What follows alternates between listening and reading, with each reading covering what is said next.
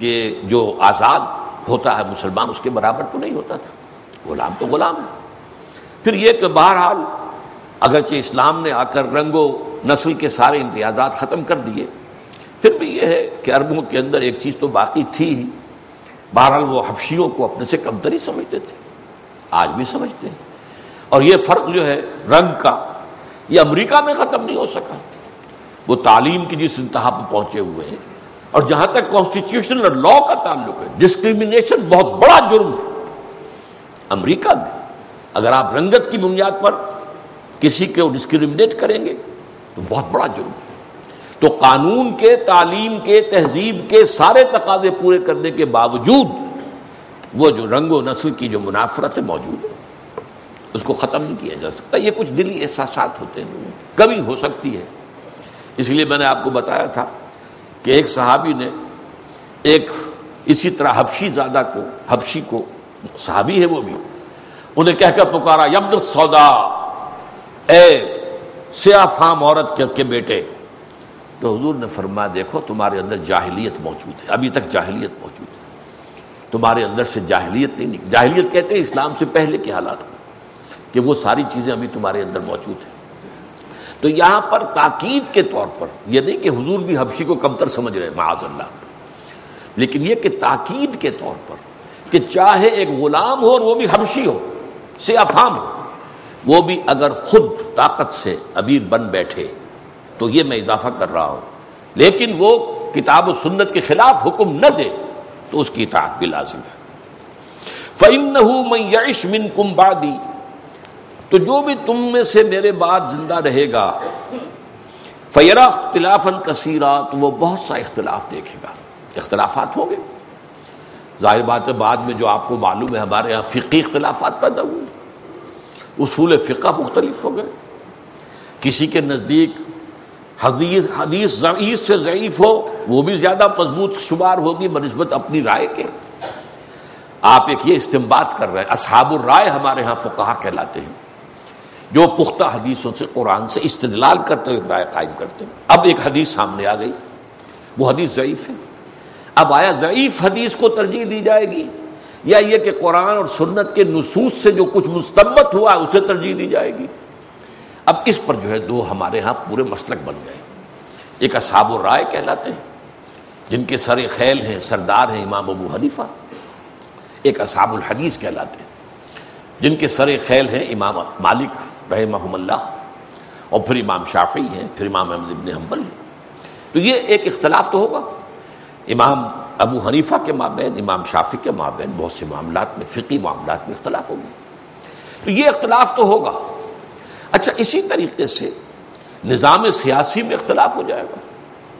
اب فلاں اب جیسا کہ آپ کو معلوم ہے زبردست اختلاف پیدا ہو گیا۔ حضرت علی رضی اللہ تعالیٰ عنہ کو مدینے میں جو لوگ اس وقت موجود تھے، اور ان میں ایک بڑی تعداد بلوائیوں کی تھی جنہوں نے حضرت عثمان کو قتل کیا رضی اللہ تعالیٰ عنہ، اب ان لوگوں نے مل کر بیعت کر لی حضرت علی سے، حضرت علی کی بیعت ہو گئی تو وہ خلیفہ مقرر ہو گئے، لیکن بہت سے صحابہ نے ان کی خلافت کو تسلیم نہیں کیا۔ امیر معاویہ بھی صحابی ہے رضی اللہ تعالیٰ عنہ، عمرو بن العاص بھی صحابی ہے رضی اللہ تعالیٰ عنہ، حضرت عائشہ صحابیہ ہیں، زوجہ محترمہ ہیں حضور کی، ام المومنین، حضرت زبیر ہیں، حضرت طلحہ ہیں۔ انہوں نے کہا کہ پہلے آپ حضرت عثمان کے قاتلوں کو سزا دیجئے، یہ جو فتنہ پرور ایلیمنٹ آ گیا ہے، فتنہ انگیز ایلیمنٹ آ گیا ہے، پہلے اسے زیر کریں، اس کے خلاف اٹھیں اور ان کو سزا دیں، تب ہم آپ کی بیعت کرنے کو تیار ہیں، ہمیں آپ سے اختلاف نہیں ہے۔ لیکن بہرحال یہ اختلاف بڑا شدید ہوا، آپ کو معلوم ہے جنگ جمل ہوئی، 10,000 مسلمان ایک رات میں ختم ہوئے۔ ایک طرف حضرت عائشہ، حضرت طلحہ، حضرت زبیر، حضرت طلحہ اور زبیر دونوں کے دونوں عشرہ مبشرہ میں سے، دوسری طرف حضرت علی۔ لیکن یہ کہ اختلاف ہوا ہے اور جنگ تک بات پہنچی۔ اس کے بعد امیر معاویہ، عمرو بن العاص، یہ جو ہے شام اور مصر کے فوجوں کو لے کر آئے ہیں۔ جنگ صفین جو ہے وہ تو بہت ہی بڑا واقعہ، 74,000 مسلمان اسے ایک جنگ میں ختم۔ پھر وہیں سے ایک فرقہ نمودار ہو گیا خوارج کا، پھر ان کے خلاف حضرت علی نے جنگ کی تو 4,000 خوارج جو ہیں وہ ایک جنگ نہروان میں ختم ہو گئے، لگ بھگ 1 لاکھ مسلمان ختم ہو گئے۔ اب یہ اختلافات جو ہو جائیں گے تو اس میں کیا کیا جائے گا؟ یہ بڑا اصول آ رہا ہے، فعلیکم بسنتی وسنت الخلفاء الراشدین المہدیین، تم پر لازم ہے کہ میری اور میرے خلفائے راشدین کی سنت کو مضبوطی سے پکڑو، تمسکوا بہا، مضبوطی سے تھامو اس کو، وعضوا علیہا بالنواجذ، اور دانتوں سے پکڑ لو۔ نواجذ جو ہیں داڑھوں کو، یا یہ کچلیوں والے دانت جو ہوتے ہیں، یہ کچلیاں جو ہیں یہ درندوں میں بہت زیادہ ہوتی ہیں، جو شیر کی کچلیاں ہیں، بھیڑیے کی کچلیاں ہیں۔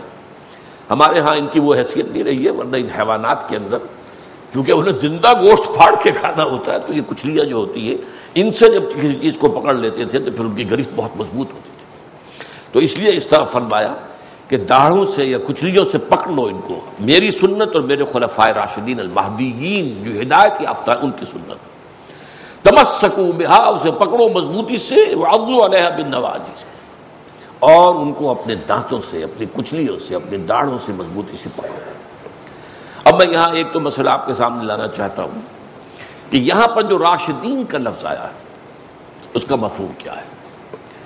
قرآن مجید میں انسان کی کامیابی، اس کے لیے 3 لفظ استعمال ہوتے ہیں زیادہ تر، مفلحون، اولئک هم المفلحون، اولئک هم المفلحون، لعلکم تفلحون، تاکہ تم فلاح پا جاؤ، اور یا ہوتا ہے فائزون، لا یستوی اصحاب النار واصحاب الجنہ، اصحاب الجنۃ هم الفائزون۔